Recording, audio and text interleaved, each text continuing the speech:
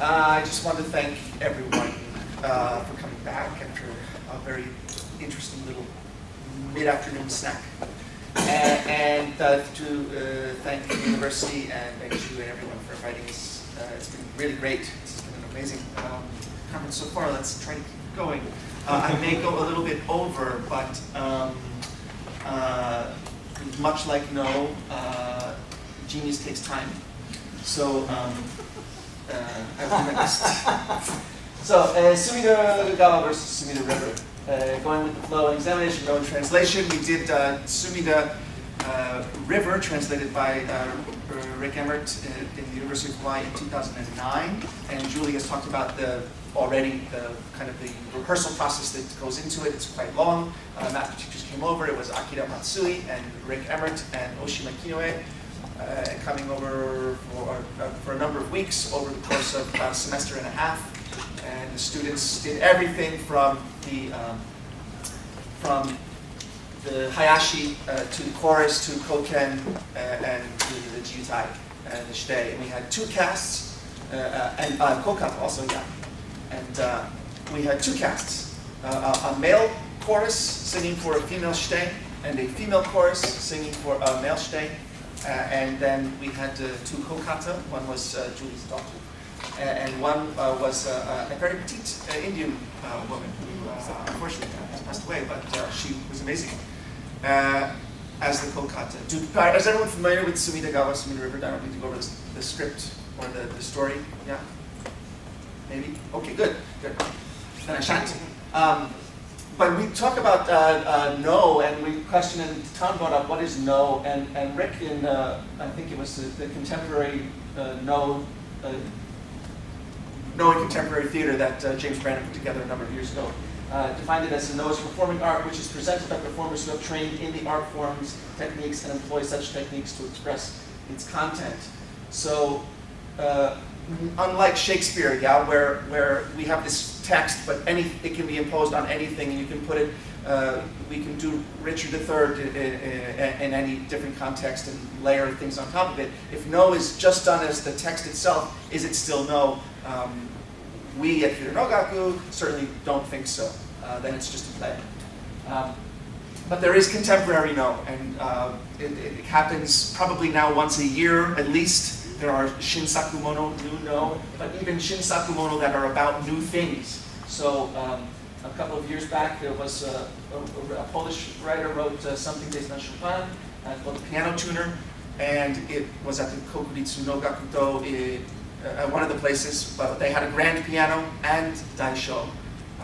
But of course, one of the issues with that we are trying to meld or put the forms together, the worlds together. When you do it on such a grand scale, having a piano player practice with daisho to create something new would cost thousands and thousands of dollars, and they don't have the time or the money for that. And so it ends up being a little bit of a mishmash where the piano player does something and the dancer dances and then the piano player stops and then the daisho would play something. So it's an attempt to bring these worlds together, but in many respects, those attempts, in my opinion, fail. There's also Umewaka Rokuro has done a No based on Kurenai Tenyo, which is a popular manga by Miuchi Suzue. And then there's a Maebayashi that was done by Yamai-san from Komparu School based on Evangelion, which is an anime. Quite famous. Okay, English No. English No is, we have a history here, kind of a history. I think this is pretty much all of them, sort of, maybe. Going back to St. Francis, which was done at Earlham College, and at the Hawk's Well, of course, was originally written, as we know, by Yeats, way back in the day, as for plays for dancers. But at that point, as Tom mentioned, it wasn't really done for No, it was for plays for dancers, kind of done in a No style. In 1981, Rick was commissioned or asked to write the music to really make it a No, and so the text was changed a little bit to make things quite No-like so that No Hayashi could be included in it. Following that, we have David Crandall's Crazy Jane, which in the first incarnation, it included some Western instruments such as cello and clarinet and marimba. Was it marimba? Yeah, marimba. Then we have Drifting Fires by, yes, Sitting by yes, Sitting by.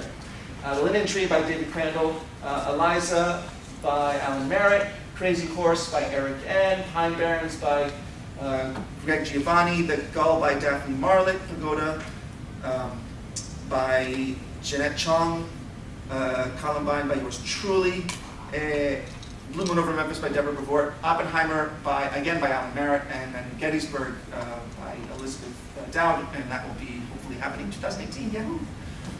So the canon is growing, and these are pieces that are, these are really no. These are not no-inspired pieces, these are not no-inflected pieces. This isn't Robert Wilson or Minushkin, who take many influences by these forms, but these are no in the form of no. Then we have no in translation, which is kind of how no comes to the West in the first place. Yeah, we had a couple of people studying with Umewaka Minoru the first back in the late 1800s, but when no really comes to the West, it's coming in the form of translation. So there's a great literary history to no in the West. We've talked about it already, Whaley and Fenellosa and now Tyler, who's a really wonderful translator. And then there are kind of intracultural translations of no within Japan.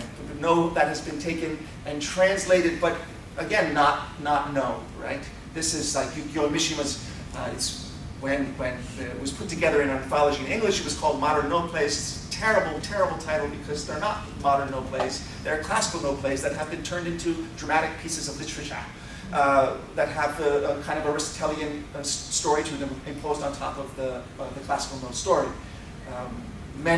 I think many Western scholars confuse that and don't quite understand no enough to know that's not the case. Or we have Ota Shogo's silent no, based on Sotoba Kamachi, where she had an internal monologue. The character had an internal monologue but never actually spoke a word the whole time. But that was based on Sotoba Kamachi. So that's within intracultural. But then there are performance translators, and there are a few people like Patrick Hoff, Berberic Sakaba, David Crandall, and Richard Aaron. And these are translators who know the form enough to, who know enough to be able to translate from English, from Japanese into another language, and keep the form of no. But no in translation, why should we do this? Yeah, it's a very good question. How efficacious is it? How can it be? Is it good as theater? Is it good as no? What is lost in the translation? Or is there anything gained? I think one of the interesting things about we see Shakespeare done all over the world, and one of the great things about Shakespeare being done all over the world is that in it being translated from English into other languages, it is constantly being reimagined and reinvented to look at it from a different angle. And so we can, by taking these classical no and putting them in another language, we can look at the classical text, we can look at the ideas of it in a new way, which is an interesting perspective. But what is lost when non-professionals are doing these roles? Well, it's a Kurokawa conundrum. It's a amateurism conundrum. But in talking often with Oshima Teruhisa, he sees that the no world is heading towards amateurism, for better or for worse. It's going to be more and more difficult to continue in a very professional way with no, because as numbers dwindled. Tom had showed a number of 1,400 professional shiteikata before. That is actually 1,400 members of the Nohgaku Kyokai. That's including all of the people in no. And that number is actually now down just over 1,200.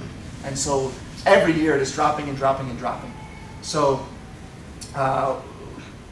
where is it going to level out? We don't quite know yet. But so let's look a little bit at no in translation and on the grand scale of it. The first production that we really have documented quite well was the 1964 production in New York City, Ikak Sennin, which was a group of New York performers done at the Yasta, which was the, sorry, I forget the name of it. But it was New York actors, and they trained for about a month with Kita professionals, and they used recorded music. And the first translation was done by someone who didn't know anything about no, and so it didn't fit at all, right? Because as Rick was talking about the 7 and 5 structure, there wasn't a performance translation, it was a simple translation, and they didn't know how to fit it together. So it finally did get put in and fit together, and if you read Leonard Planco's book, it sounds like a fantastic success. This wonderful mixture of no, classical no and Western actors who did their best to put this production on. Well, I found a video online. It was a very short clip. There's no sound in it, but and I can't get it. It seems to have disappeared. It was online for a while, but in my humble opinion, it was terrible. Their kamae was terrible. Their suriyashi was terrible.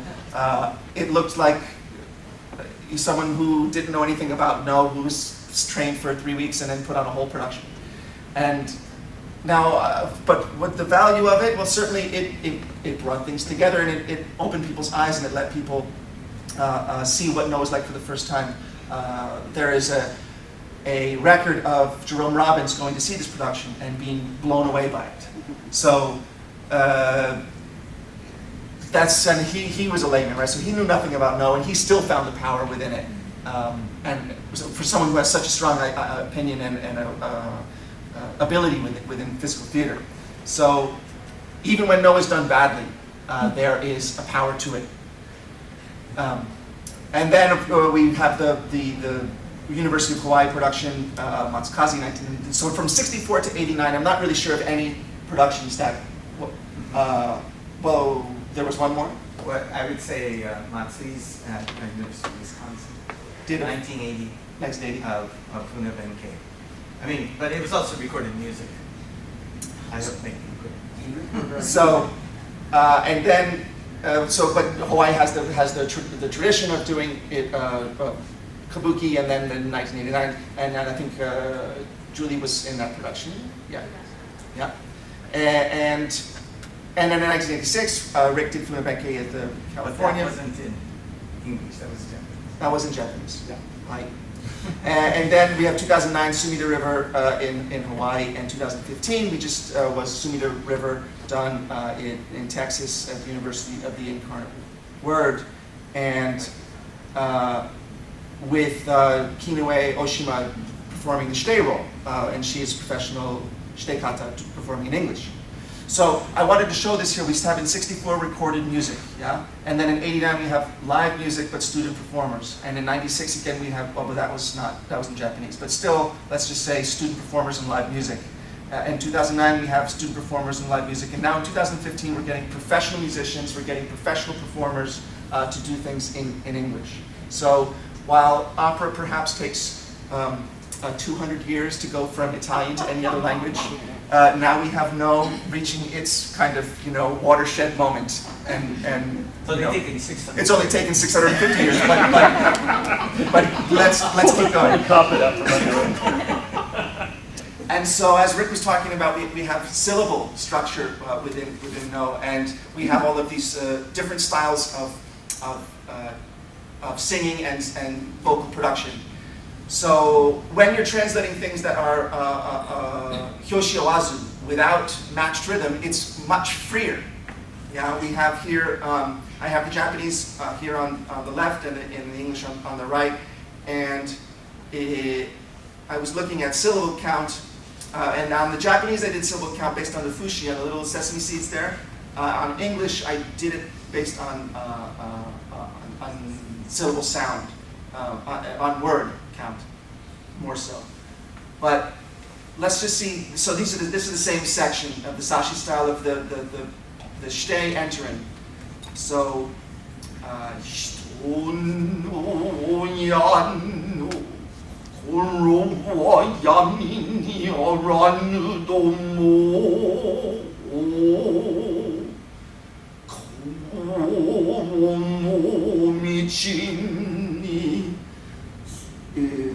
Mayo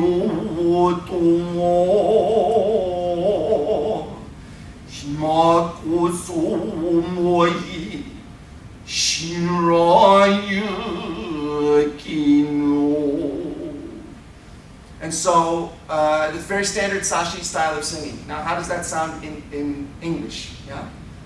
Some say a mother's heart, though not clouded in darkness, yet wander lost and alone for love of her child.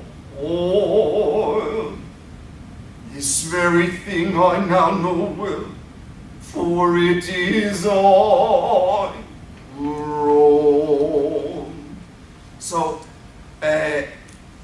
what things were lost here? Where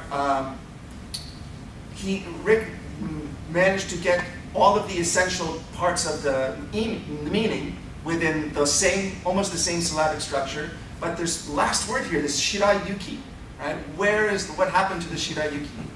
We lost it, that's something that you lose in the translation. Now he could have, because it's Sashi, he could have made it longer. There's no reason not to, but it also, I think he's danced this no himself.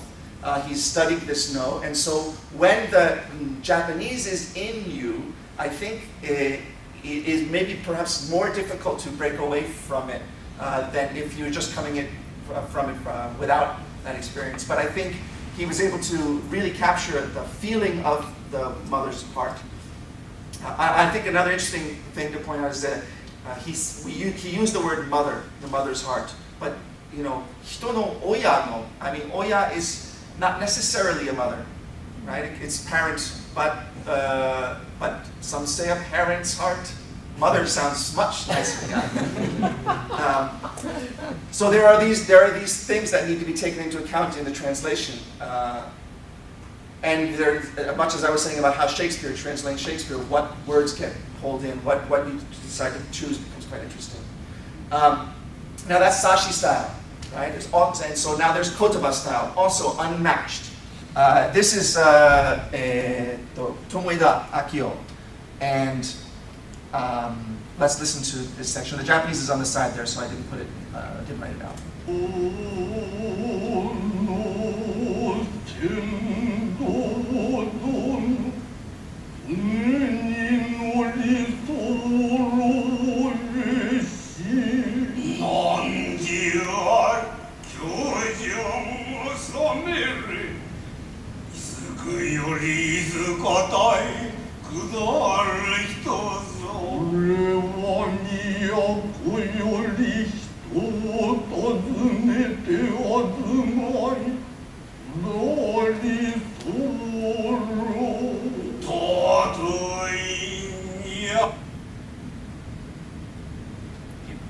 Oh yeah, it stopped there. Sorry.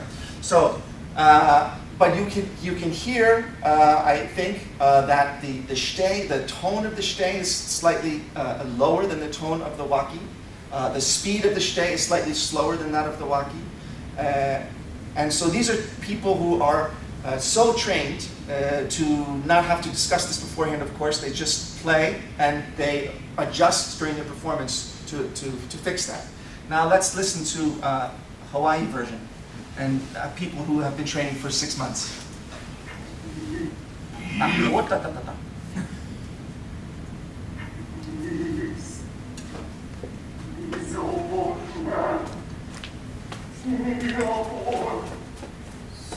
You wish to board this boat. Who are you and from where have you come? I'm from Miyako.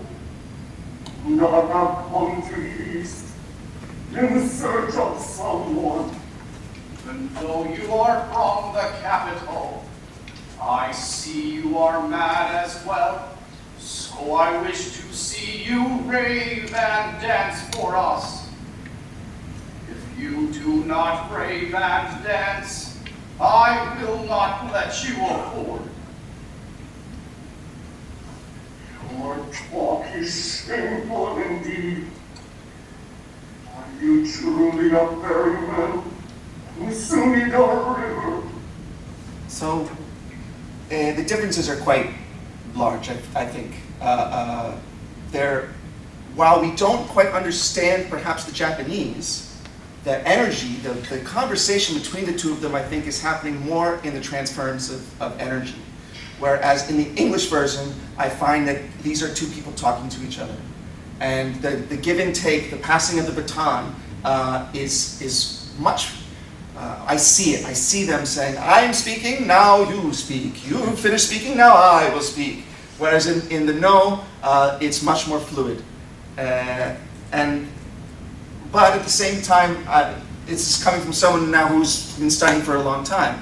It's difficult to really know what the audience's perception is, who's never seen it at all, who is coming to it with fresh eyes. So here, let's look now. So both of those were a wazoo, and so Rick had great freedom to choose the words as he saw fit, and the length as he saw fit. Now we're here into a sagayuta, so a matched song, and we'll have these the hits coming at certain syllables. And so let's watch.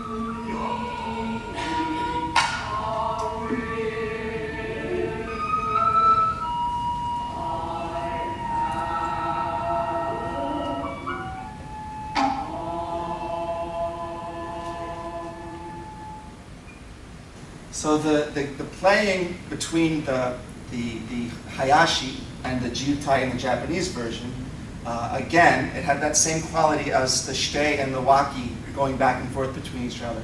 As Tom was talking about earlier, the conductor, the leader, is very fluid in no, and with the professionals who know it very well, you have people who are actually really engaged in a sort of tug of war without showing the effort. Whereas if we listen to the English version with the people who are trained, in a short period of time, they feel like it has to be at a certain point, and we have to, and people are waiting, and and I'm making a mistake, and so there's, is it me or is it them? Who's late? Someone's late. I don't know who it is. So the confidence isn't there. But the value certainly is getting people to have that experience of listening on stage to each other without a conductor, is being in the present, as you were talking about earlier, is having this time of not the past and the future, but being in the right now. The thing that when I talked to the musicians about this, they said, with no, and one of them is a specialist in gamelan, and so in gamelan, if you get into the groove and it gets in your head, you can just do it for 15, 20 minutes. There is no groove in no. The second you get into the groove, you will make a mistake for sure, because it changes. you know, like with the AABBC thing, it makes variations in that so that it's not monotonous and so that it makes it more interesting. So I think that the value of doing these kinds of productions is in the experience of the students getting away from the standard conductor idea or a director idea, in that you know, before a performance in many Japanese arts, the phrase of yoroshiku onegai shimasu is said of let's take care of each other out there. And it's very true and no that every piece of the wheel is very important. That there is no leader. The shitei is the main performer, the protagonist, but the shitei is not the most important. Everyone is equally important. But to talk about the language here,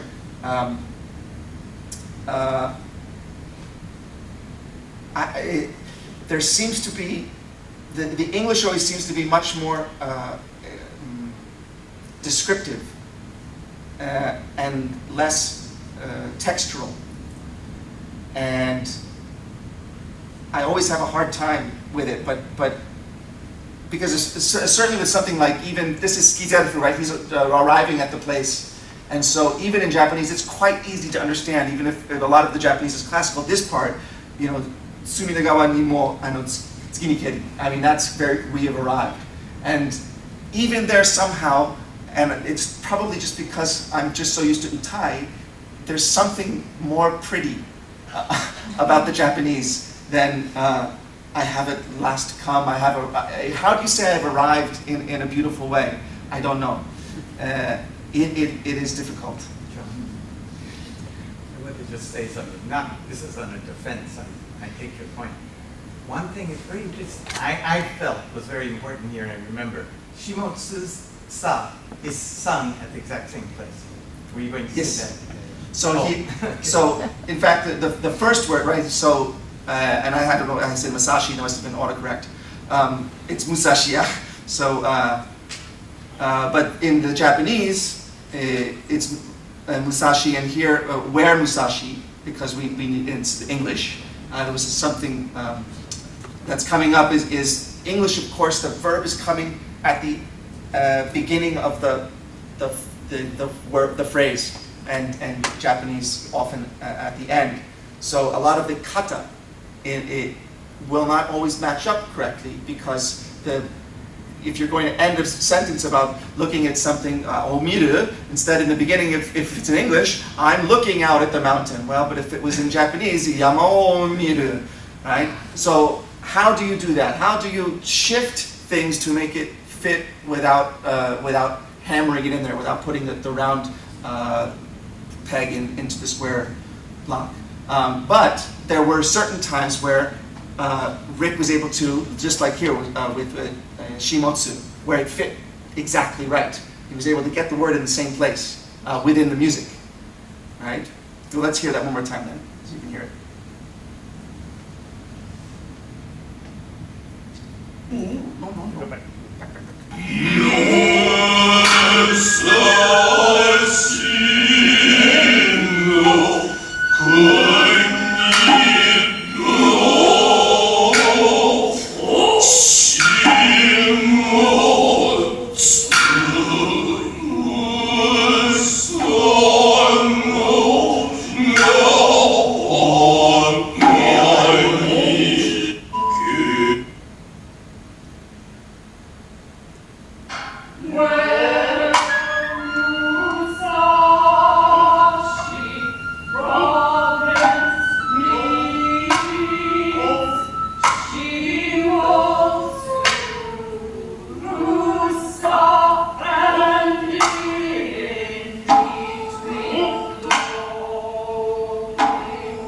So here was an example where he was able to make it fit and put the verb at the end of the sentence, right? So there are many challenges beyond, of course, the what's the pretty word, but having it to fit within the music. Well, we could also change, as Rick mentioned, we could change the drum patterns, but it's a quite interesting way to try to not do that. I think it's the freedom within the structure is in some ways more interesting than just going for a free-for-all.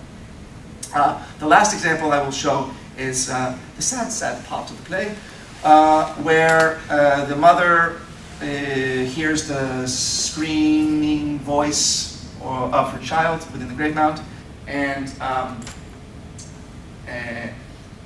of course, in this instance, this is a prayer.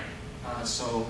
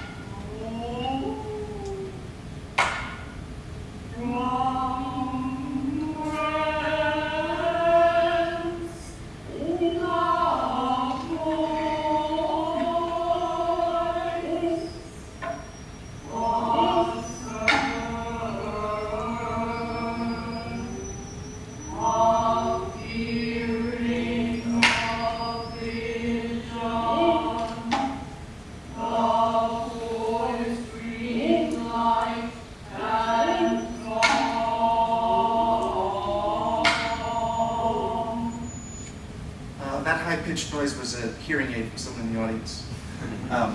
But the choice to not translate the prayer seems to be kind of a clear. I mean, why would you translate the prayer? Well, because it's a standard prayer, and I think that, and also there's a much larger section of the prayer, and so to translate that would have, I think, really been useless, kind of. And there's no point because it doesn't really make sense in Japanese either. So, other than people know it's a prayer. So everyone would know, everyone knows what it is already once they hear it.